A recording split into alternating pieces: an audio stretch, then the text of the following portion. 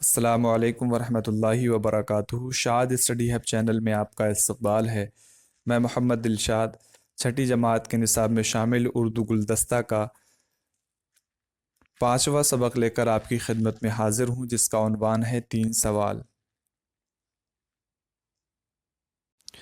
अस्सलामु अलैकुम वरहमतुल्लाहि वबरकातुहू। शाद स्टडी हब चैनल में आपका इस्तकबाल है।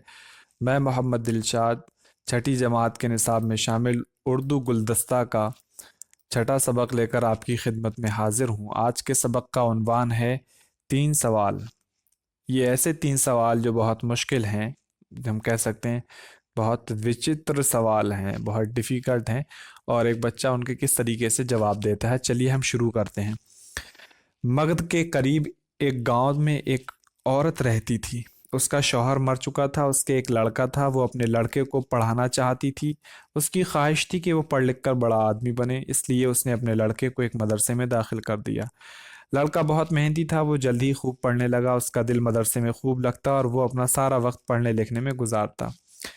एक रात लड़के ने ख्वाब देखा कि उसकी शादी मगध की राजकुमारी के साथ हो गई है। आँख खुली तो वो बड़ा खुश हुआ। उसे बहुत हंसी आई, लेकिन फौरन ही उसे ख्याल हुआ कि ये कैसे हो सकता है, कहाँ वो और कहाँ मगध की राजकुमारी। ये सोचकर उसे बहुत रोना आया और वो फूट फूट कर रोने लगा। उसकी माँ ने जब ये हालत देखी तो उसने कहा, बेटा क्या बात है, कैसी तबीयत है, अभी तू हंस रहा था और अब रो रहा है।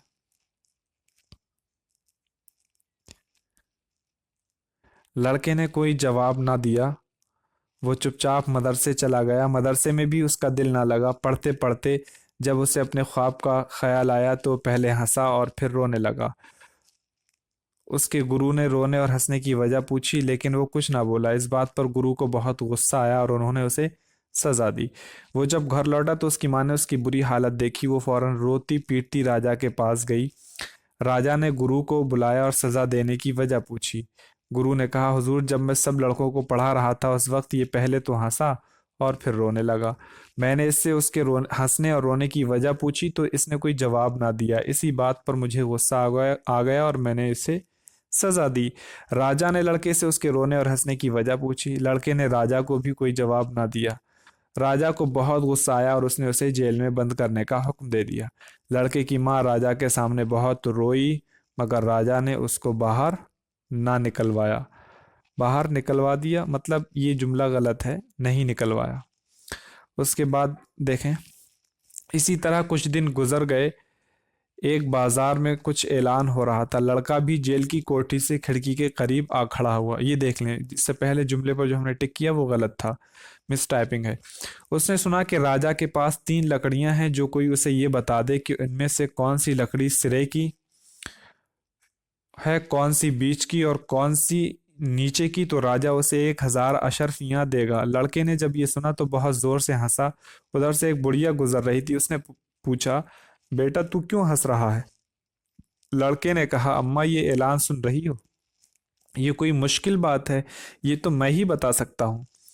बुढ़िया बहुत खुश हुई। उसने कहा, बेटा तू मुझे बता दे, मैं तुझे दुआ दूंगी। लड़के ने कहा, अच्छा अम्मा, तुम जाकर पानी के हौज में बारी बारी इन तीनों लकड़ियों को डालना। जो लकड़ी एकदम से पानी में बैठने लगे वो सिरे की होगी, जो थोड़ी तैर कर फिर नीचे की तरफ जाए वो बीच की होगी, और जो तैरती रहे वो सबसे नीचे की होगी। बुढ़िया खुश खुश चली गई। अगले दिन दरबार हुआ। राजा ने एक फूल रख दिया और कहा कि जो इन सवालों के जवाब देना चाहे वो फूल उठा ले। बुढ़िया फौरन आगे बढ़ी और उसने उसके सवालों का जवाब दे दिया। राजा बहुत खुश हुआ और उसे 1,000 अशर्फियां दे दी। कुछ दिन इसी तरह बीत गए। एक दिन फिर शोर सुनाई दिया। लड़का खिड़की के करीब आया। उसने देखा कि बुढ़िया आज भी उसकी खिड़की के पास खड़ी है। लड़के ने पूछा, अम्मा क्या बात है, क्या आज फिर राजा ने कोई ऐलान कराया है? बुढ़िया उसे दुआएं देने लगी और बोली, हाँ बेटा, मगध के राजा ने हमारे राजा के पास 3 गायें भेजी हैं और एक खत भेजा है। अब राजा ने ऐलान कराया है कि जो कोई ये बता दे कि इसमें माँ कौन सी है, बेटी कौन सी है और बेटी की बेटी कौन सी है, उसे 2,000 अशर्फियां दी जाएंगी। अरे ये क्या मुश्किल है? लड़का बोला, बेटा मुझे बता दे। देख, मैं बड़ी गरीब हूं, तुझे दुआएं दूंगी और आधा इनाम तुझे दे जाऊंगी। लड़के ने कहा, अच्छा तुम ऐसा करना कि एक जगह हरी घास इकट्ठा करके उसके चारों तरफ बांस का घेरा बना देना। घेरा इतना ऊंचा हो कि गाय आसानी से ना कूद सके। 3 दिन तक तुम इन गायों को भूखा रखना और फिर उन्हें छोड़ देना। जो गाय सबसे पहले घेरे को फांद कर घास खाने के लिए अंदर घुस जाए उसे बेटी की बेटी समझना, जो उसके बाद जाए वो बेटी, और जो सबसे आखिर में जाए रह जाए वो माँ होगी। उसके बाद बुढ़िया दुआएं देती चली गई। अगले दिन दरबार हुआ और उसी तरह राजा ने फूल रखा। बुढ़िया ने पढ़कर उसे उठा लिया और कहा, हुजूर, मुझे 3 दिन का वक्त दीजिए, मैं आपको बता दूंगी। राजा ने उसे 3 दिन का वक्त दिया। बुढ़िया ने उसी तरह किया जैसे लड़के ने बताया था और चौथे दिन राजा को सब बता दिया। राजा बहुत हैरान हुआ और उसने वो इनाम उसे दे दिया। बुढ़िया खुश होती हुई उस लड़के की कोठी से गुजरी और आधा इनाम उसे दे दिया। कुछ दिन गुजर गए। मगध के राजा ने एक दिन राजा को खत लिखा, सुना है तुम्हारे यहाँ बहुत अक्लमंद लोग रहते हैं। मैं अपने कमरे में 4 कागज रख रहा हूँ, उनमें इनाम लिखे हुए हैं। जो उनको इस तरह निकाले कि मुझे पता भी ना चले उसे इनाम दिया जाएगा। इन कागजों को पाने वाले से ही मैं राजकुमारी की शादी करूंगा। अब अगर कोई नौजवान ये हिम्मत करे तो अपनी किस्मत आजमा सकता है। राजा ने इसका भी ऐलान करा दिया था। वो चाहता था कि उसके राज की बात नीची ना हो। बुढ़िया ने जब ये ऐलान सुना तो फिर लड़के के पास आई। लड़के ने कहा, ये कौन सी मुश्किल बात है, ये काम तो मैं भी कर सकता हूँ। बुढ़िया ने राजा को खबर दी और बुढ़िया से राजा को ये भी मालूम हुआ कि उसके दूसरे सवालों का जवाब भी उसी लड़की ने बताया था।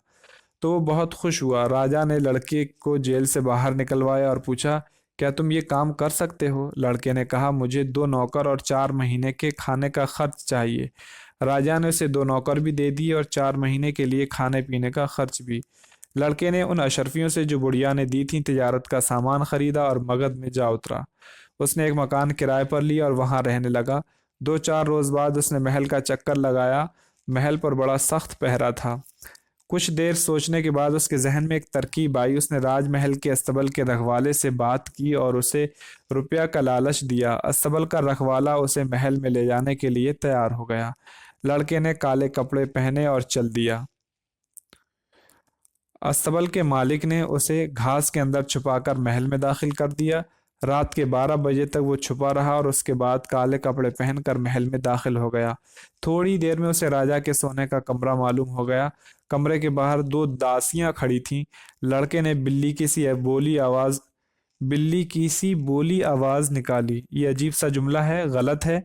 लड़के ने बिल्ली की सी आवाज निकाली, बोली नहीं बोलेंगे, ठीक है। लड़के ने बिल्ली की सी आवाज निकाली और जमीन पर बहुत सारे मोती बिखेर दिए। इसमें कई जगह मिस टाइपिंग है तो उसका आप ख्याल रखें। उसके बाद दासियां जैसे ही बिल्ली भगाने दौड़ी, उन्होंने चमकदार मोती देखे तो वो उन्हें चुनने के लिए बैठ गईं।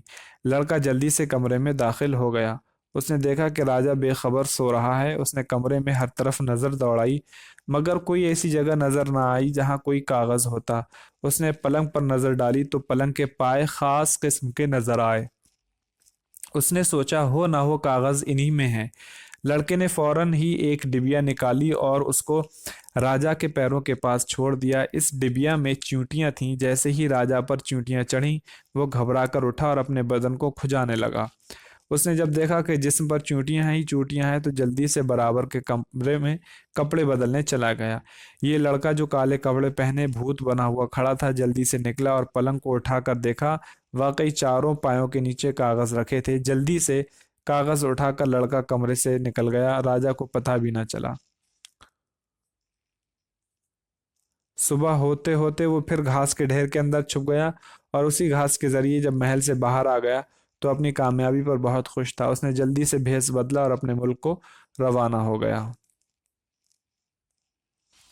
चंद रोज बाद राजा के पास हाजिर हो गया। राजा ने उन कागजों को देखा तो बहुत खुश हुआ और मगध के राजा को खत भेजा। मगध के राजा को जब मालूम हुआ कि कोई खामोशी से उसके कागज ले गया तो उसकी चालाकी पर हैरान हुआ और अपनी लड़की की उस नौजवान से शादी कर दी और अपना आधा राज भी उसे दे दिया और सब मिलजुल कर महल में रहने लगे। इस तरह लड़के का ख्वाब पूरा हुआ। शादी करने के बाद वो अपनी माँ के पास गया और उसे महल में ले आया। उसने अपने गुरु को भी अपने यहाँ बुला लिया। उस दिन उसने उस ख्वाब को सुनाया जो अब सच हो चुका था। ये बिहार की लोक कहानी है, बिहार में बहुत ज्यादा मशहूर है ये।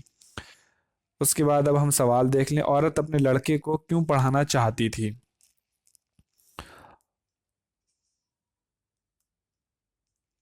उसकी ख्वाहिश थी कि वो पढ़ लिख कर क्या बने, बड़ा आदमी बने।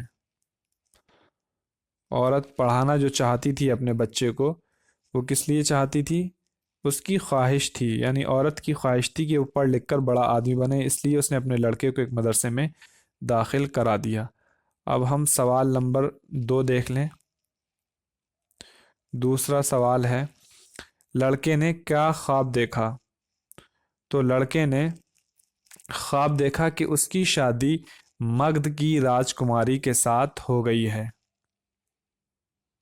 उसकी शादी मगध की राजकुमारी के साथ हो गई है।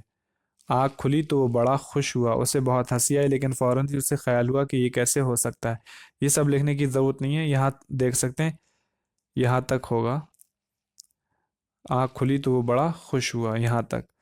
उसके बाद सवाल नंबर 3 देखते हैं हम। सवाल नंबर 3, लड़के ने ख्वाब की बात किसी को क्यों नहीं बताई? आप इसका आप अपने मन से जवाब लिख सकते हैं, इसलिए कि वो किसी को बताना नहीं चाहता था, कहीं ऐसा ना हो कि लोग बाद में उस पर हंसें या फिर उसका मजाक उड़ाएं। सवाल नंबर 4, राजा ने लड़के को क्यों कैद कर दिया? इसलिए कि राजा ने जब लड़के से पूछा कि तुम्हारे हंसने और रोने की वजह क्या थी, तो लड़के ने कोई जवाब नहीं दिया, जिसकी वजह से राजा ने लड़के को कैद कर दिया। लड़के ने पहले सवाल का क्या हल बताया? पहला सवाल था,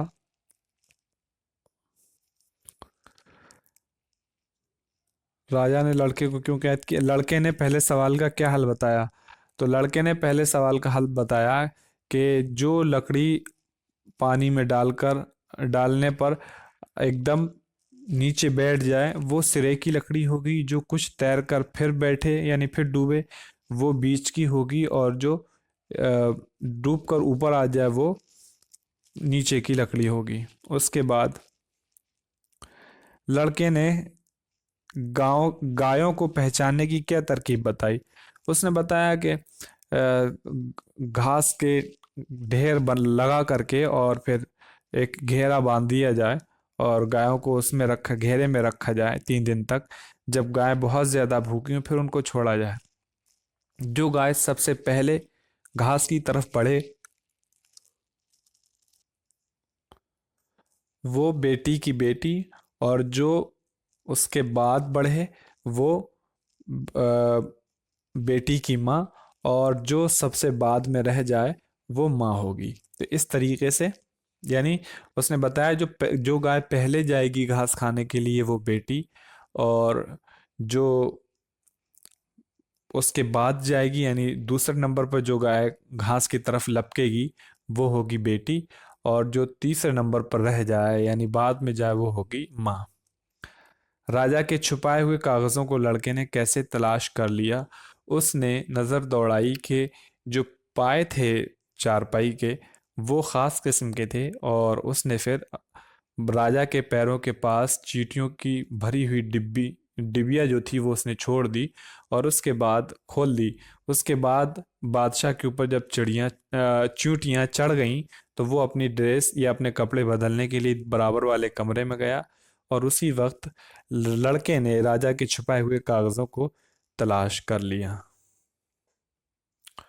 ये इस तरह से मश्क मुकम्मल हुई। उम्मीद है कि ये सबक आपको समझ में आ गया होगा। अगर आपने हमारे पिछले वीडियोस नहीं देखे हैं, इससे पहले इब्तिदाई उर्दू की हमने सीरीज़ मुकम्मल की, और छठी जमात की जो किताब है अपनी ज़बान, वो भी हमने मुकम्मल कर ली। अगर वो आपने नहीं देखी हैं तो इस वीडियो के डिस्क्रिप्शन बॉक्स में आपको उनके लिंक्स प्रोवाइड करा दिए जाएंगे। आप उन्हें विज़िट करके उनसे इस्तेफ़ादा कर सकते हैं और दूसरों को भी शेयर कर सकते हैं। मिलते हैं आपसे अगली वीडियो में एक नए सबक के साथ। तब तक के लिए आप अपना ख्याल रखें। अल्लाह हाफिज़।